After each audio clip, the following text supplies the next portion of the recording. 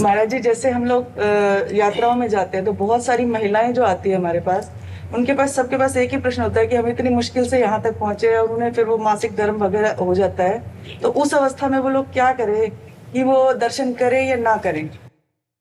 दर्शन करने का सौभाग्य तो नहीं छोड़ना चाहिए, क्योंकि मासिक धर्म एक शरीर की प्रक्रिया है जो प्रत्येक माताओं बहनों के शरीर में स्वाभाविक आती है, महीने में एक बार आती है।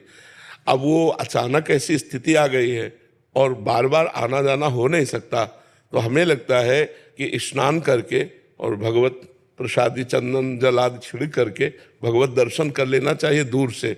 ना कोई सेवा सामग्री देनी चाहिए और ना वहाँ स्पर्श करना चाहिए, दूर से दर्शन तो कर ही लेना चाहिए। पता नहीं जिंदगी में दोबारा आना हो कि ना आना हो।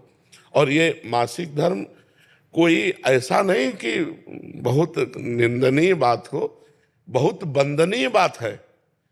माताओं ने देवराज इंद्र की ब्रह्म हत्या को अपने ऊपर लिया है।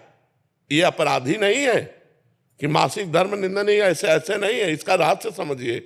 जो माताओं में मासिक धर्म होता है, देवराज इंद्र त्रिभुवन पति है और उनके द्वारा ब्रह्म हत्या बनी वृत्तासुर के मारने की, तो उस ब्रह्म हत्या को ब्रह्म ऋषियों ने विभाजित किया। पहले नदी को दिया जो फेन बुदबुदा के रूप में ऊपर होता है, दूसरा वृक्षों को दिया जो गोंद के रूप में होता है, तीसरा भूमि को दिया जो ऊषर भूमि के रूप में होता है, चौथा माताओं बहनों को दिया जो मासिक धर्म के रूप में होता है।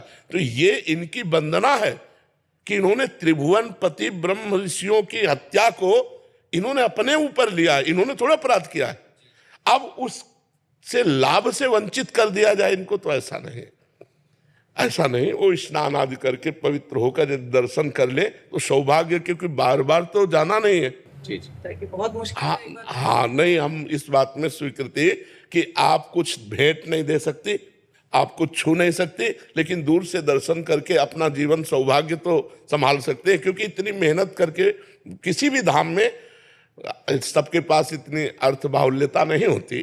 कोई कोई अर्थ की बहुत समस्या से जूझ करके जाता है, कोई शरीर की समस्या से जूझ के, कोई इतने कामों में फंसा हुआ है कि अब वो इस बात से केवल वंचित कर दिया जाए कि हाँ, तो इसलिए हमें लगता है कि उनको ये सौभाग्य मिलना चाहिए।